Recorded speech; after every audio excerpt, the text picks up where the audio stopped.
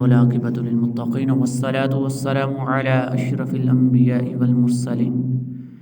أما بعد فأعوذ بالله من الشيطان الرجيم بسم الله الرحمن الرحيم اللهم صل على سيدنا ومولانا محمد النبي الأمي وعلى آله وصحبه وبارك وسلم۔ اللہ رب العالمین سورۃ الحج آیت نمبر 27 اور 28 کے اندر ارشاد فرما رہا ہے وَأَذِّن فِي النَّاسِ بِالْحَجِّ يَأْتُوكَ رِجَالًا وَعَلَى كُلِّ ضَامِرٍ يَأْتِينَ مِنْ كُلِّ فَجٍّ عَمِيقٍ لِيَشْهَدُوا مَنَافِعَ لَهُمْ وَيَذْكُرُوا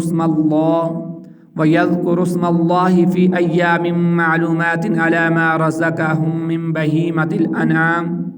فَكُلُوا مِنْهَا وَأَطْعِمُوا الْبَائِسَ الْفَقِيرَ۔ اور لوگوں میں حج کا عام اعلان کر دو، وہ تمہارے پاس پیدل اور ہر دبلی اونٹنی پر سوار ہو کر آئیں گے جو ہر دور کی راہ سے آتی ہیں، تاکہ وہ اپنے فوائد پر حاضر ہو جائیں اور معلوم دنوں میں اللہ کے نام کو یاد کریں، اس بات پر کہ اللہ نے انہیں بے زبان مویشیوں سے رزق دیا تو تم ان سے کھاؤ اور مصیبت زدہ محتاجوں کو کھلاؤ۔ وَأَذِّن فِي النَّاسِ بِالْحَجِّ، اور لوگوں میں حج کا عام اعلان کر دو۔ کعبہ مکرمہ کی تعمیر کے بعد حضرت ابراہیم علیہ السلام کو حکم دیا گیا کہ اب لوگوں کو میرے گھر آنے کی دعوت دو۔ حضرت ابراہیم علیہ السلام نے ابو قبیس پہاڑ پر چڑھ کر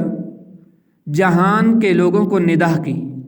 کہ بیت اللہ کا حج کرو۔ جن کی قسمت میں حج کرنا لکھا تھا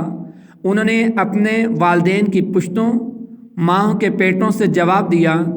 لبیک اللہم لبیک، یعنی میں حاضر ہوں، اے اللہ میں حاضر ہوں۔ حضرت حسن رضی اللہ تعالیٰ عنہ کا قول ہے کہ اس آیت اذن میں رسول کریم صلی اللہ علیہ وسلم کو خطاب ہے۔ حجۃ الوداع میں آپ صلی اللہ علیہ وسلم نے اعلان کر دیا اور ارشاد فرمایا کہ اے لوگو، اللہ رب العالمین نے تم پر حج فرض کیا تو حج کرو۔ یأتوک رجالا، وہ تمہارے پاس پیدل آئیں گے۔ جب آپ لوگوں میں حج کا اعلان کریں گے تو لوگ آپ کے پاس پیدل اور ہر دبلی اونٹنی پر سوار ہو کر آئیں گے جو دور کی راہ سے آتی ہیں اور کثیر سفر کرنے کی وجہ سے دبلی ہو جاتی ہیں۔ حضرت عبداللہ بن عباس رضی اللہ تعالی عنہما سے روایت ہے، رسول کریم صلی اللہ علیہ وآلہ وسلم نے ارشاد فرمایا جس نے مکہ سے پیدل حج شروع کیا حتیٰ کہ حج مکمل کر کے مکہ لوٹ آیا تو اللہ تعالیٰ اس کے ہر قدم کے بدلے 700 نیکیاں حرم کی نیکیوں میں لکھے گا۔ عرض کی گئی حرم کی نیکیاں کیا ہیں؟ ارشاد فرمایا ہر نیکی کے بدلے 1,00,000 نیکی۔ اور حضرت عبداللہ بن عباس رضی اللہ تعالی عنہما سے روایت ہے کہ اللہ کے نبی نے ارشاد فرمایا سوار ہو کر حج کرنے والے کے لیے ہر اس قدم کے بدلے میں 70 نیکیاں ہیں جو اس کی سواری چلے،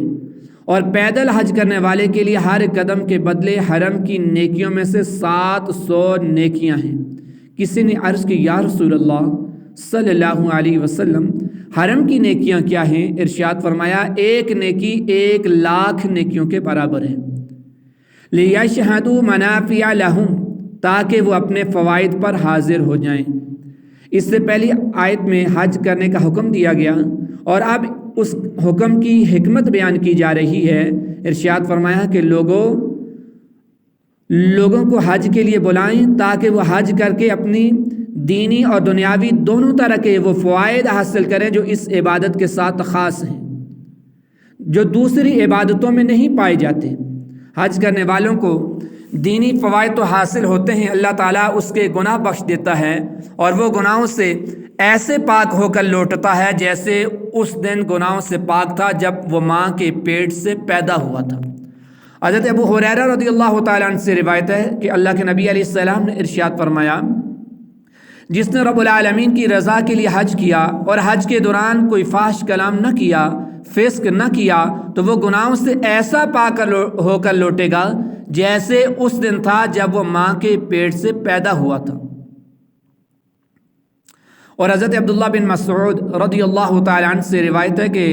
اللہ کے نبی محمد مصطفیٰ صلی اللہ علیہ وآلہ وسلم نے ارشاد فرمایا حج و عمرہ متاجی اور گناہوں کو ایسے دور کرتا ہے جیسے بٹی لوہے، چاندی اور سونے کے میل کو دور کرتی ہے،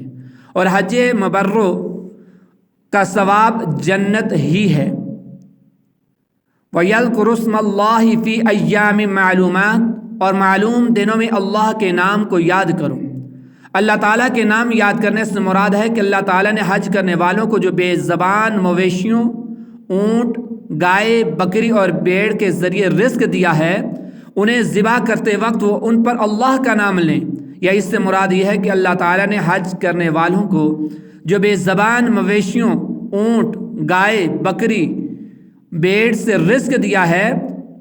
اس نعمت پر وہ اللہ تعالیٰ کی حمد اور شکر کریں اور اس کی پاکی بیان کریں۔ اور معلوم دنوں سے کیا مراد ہے، اس کے بارے میں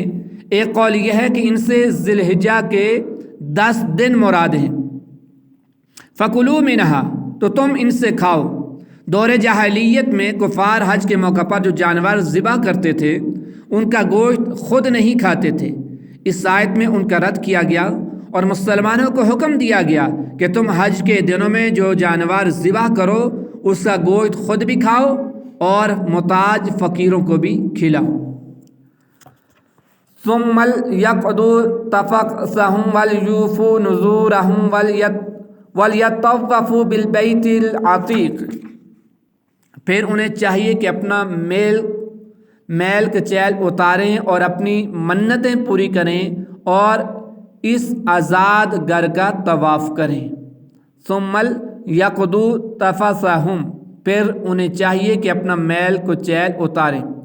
ارشاد فرمایا کہ پھر انہیں چاہیے کہ اپنا میل کچیل اتاریں، یعنی مونچھیں کتروائیں، ناخن تراشیں، بغل اور زہر ناف بال دور کریں، اور جو منتیں انہوں نے مانی ہوں وہ پوری کریں اور اس آزاد گھر کا طواف کریں۔ اس سے طواف زیارت مراد ہے۔ اس آیت سے معلوم ہے کہ اللہ تعالیٰ نے خانہ کعبہ کو بڑی عظمت اور شان عطا فرمائی ہے کہ کوئی ظالم اور جابر شخص اس گھر پر قبضہ نہیں کر سکتا، کوئی اس کا مالک ہونے کا دعویٰ نہیں کر سکتا۔ یہ لوگوں کے قبضے اور ملکیت سے آزاد، اور جس نے بھی اس پر قبضہ کرنے کی کوشش کی اللہ رب العالمین نے اسے تباہ و برباد کیا، جیسا کہ ابریہ اور اس کے لشکر نے جب خانہ کعبہ پر قبضہ کرنے کی نیت سے مکہ مکرمہ پر حملہ کیا تو اس کا جو حشر ہوا اس سے شاہد ہی کوئی مسلمان ناواقف ہو۔ ذالک ومن یعظم حرمات اللہ فهو خیر له عند ربہ وأحلت لكم الأنعام إلا ما يتلى عليكم فاجتنبوا الرجس من الأوثان واجتنبوا قول الزور۔ حکم الہی یہ ہے، اور جو اللہ کی حرمت والی چیزوں کی تعظیم کرے تو وہ اس کے لیے اس کے رب کے نزدیک بہتر ہے، اور تمہارے لیے بے زبان چوپائے حلال کیے گئے سوائے ان کے جن کا حرام ہونا تمہارے سامنے بیان کیا جاتا ہے۔ پس تم بتوں کی گندگی سے دور رہو اور جھوٹی بات سے اجتناب کرو۔ ومن یعظم حرمات اللہ، اور جو اللہ کی حرمت والی چیزوں کی تعظیم کرے۔ اس آیت میں اللہ رب العالمین کی حرمت والی چیزوں کی تعظیم کرنے پر ابھارتے ہوئے فرمایا گیا کہ جو شخص ان چیزوں کی تعظیم کریں جنہیں اللہ رب العالمین نے عزت اور حرمت عطا کی ہے تو یہ تعظیم اس کے لیے بہتر ہے کہ اس پر اللہ تعالیٰ اسے آخرت میں ثواب عطا فرمائے گا۔ اللہ تعالیٰ کی حرمت والی چیزوں کے بارے میں مفسرین کا ایک قول یہ ہے کہ ان سے مراد اللہ تعالیٰ کے احکام ہیں، خواہ وہ حج کے مناسک ہوں یا ان کے علاوہ احکام ہوں، اور ان کی تعظیم سے مراد یہ ہے کہ جو کام کرنے کا اللہ رب العالمین نے حکم دیا وہ کیے جائیں اور جن کاموں سے منع کیا انہیں نہ کیا جائے۔ اور دوسرا قول یہ ہے کہ یہاں حرمت والے چیزوں سے حج کے مناسک مراد ہیں، اور ان کی تعظیم یہ ہے کہ حج کے مناسک پورے کیے جائیں اور انہیں ان کے تمام حقوق کے ساتھ ادا کیا جائے۔ اور ایک قول یہ ہے کہ ان سے وہ مقامات مراد ہیں جہاں حج کے مناسک حج ادا کیے جاتے ہیں، جیسے بیت الحرام، مشعر الحرام، بلد الحرام اور مسجد حرام۔ ان کی تعظیم کا مطلب یہ ہے کہ ان کے حقوق اور ان کی عزت اور حرمت کی حفاظت کی جائے۔ اگلی آیت کے اندر اللہ رب العالمین ارشاد فرماتا ہے حنفاء للہ غیر مشرکین بہ ومن یشرک باللہ فکأنما خر من السماء فتخطفہ الطیر او تہوی بہ الریح فی مکان سحیق۔ ایک اللہ کے لیے ہر باطل سے جدا ہو کر اس کے ساتھ کسی کو شریک نہ ٹھہراتے ہوئے، اور جو اللہ کے ساتھ شریک کرے وہ گویا آسمان سے گر پڑا تو اسے پرندے اچک لے جاتے ہیں یا ہوا اسے کسی دور کی جگہ پھینک دیتی ہے۔ حنفاء للہ، ایک اللہ کے لیے ہر باطل سے جدا ہو کر، یعنی اے لوگو تم ایک اللہ کی رضا کے لیے ہر باطل سے جدا ہو کر اور اس کے ساتھ کسی کو شریک نہ ٹھہراتے ہوئے بتوں کی گندگی سے دور رہو۔ وَمَن يُشْرِكْ بِاللَّهِ فَكَأَنَّمَا خَرَّ مِنَ السَّمَاءِ، اور جو اللہ تعالیٰ کے ساتھ شرک کرے وہ گویا آسمان سے گر پڑا۔ اس آیت میں ایک انتہائی نفیس تشبیہ سے شرک کا برا انجام سمجھایا گیا۔ اس تشبیہ کا خلاصہ یہ ہے کہ جو شخص انتہائی بلندی سے زمین پر گر پڑے تو اس کا حال یہ ہوتا ہے کہ پرندے اس کی بوٹی بوٹی نوچ کر لے جاتے ہیں، یا پھر ہوا اس کے اعضاء کو دور کسی اور وادی میں پھینک دیتی ہے، اور یہ ہلاکت کی ایک بدترین صورت ہے۔ اسی طرح جو شخص ایمان ترک کر کے اللہ تعالیٰ کے ساتھ شرک کرتا ہے تو وہ ایمان کی بلندی سے کفر کی وادی میں گر پڑتا ہے، پھر بوٹی بوٹی لے جانے والے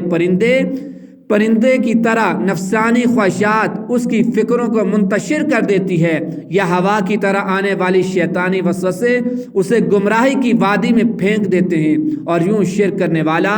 اپنے آپ کو بدترین ہلاکت میں ڈال دیتا ہے۔ اس آیت سے معلوم ہوا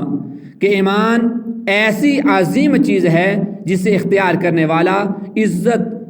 اور عظمت کی بلندیوں کو چھو لیتا ہے، اور ایمان کو ترک کرنے والا اور دین اسلام کو چھوڑ کر کسی اور دین کو اختیار کرنے والا خود کو بدترین ہلاکت میں ڈال دیتا ہے، کیونکہ اگر یہ مرتد ہونے والا صحیح توبہ کیے بغیر اسی کفر کی حالت میں مر گیا تو اسے ہمیشہ کے لیے جہنم میں ڈال دیا جائے گا۔ اللہ فرماتا ہے وَمَن يَرْتَدِدْ مِنْكُمْ عَنْ ذَنْبِهِ فَيَمُتْ وَهُوَ كَافِرٌ فَأُولَٰئِكَ حَبِطَتْ أَعْمَالُهُمْ فِي الدُّنْيَا وَالْآخِرَةِ، اور تم میں جو کوئی اپنے دین سے مرتد ہو جائے پھر کافر ہی مر جائے تو ان لوگوں کے لیے تمام اعمال دنیا اور آخرت میں برباد ہو گئے، اور وہ دوزخ والے ہیں، اور وہ اس میں وَأُولَٰئِكَ أَصْحَابُ النَّارِ هُمْ فِيهَا خَالِدُونَ، اور وہ اس میں ہمیشہ رہیں گے۔ افسوس، فی زمانہ مسلمانوں میں ایمان کی قدر اور حمیت کم ہوتی چلی جا رہی ہے، اور بعض مسلمان دنیا کا نفع، دنیا کی سہولت اور آسائش اور دنیا کا مال و دولت حاصل کرنے کی خاطر اپنا ایمان ضائع کر دیتے ہیں، اور اپنا ایمان ضائع کر دینے کی پرواہ بھی نہیں کرتے، اور چند ٹکوں کے لیے اب ایمان جیسی قیمتی ترین دولت لٹا دیتے ہیں۔ اللہ تعالیٰ تمام مسلمانوں کو عقل سلیم عطا فرمائے، اور ہمیں اپنے ایمان کی قدر اور اس کی اہمیت کو سمجھنے کی اللہ رب العالمین توفیق رفیق مرحمت عطا فرمائے۔ وما علیہ الا البلاغ۔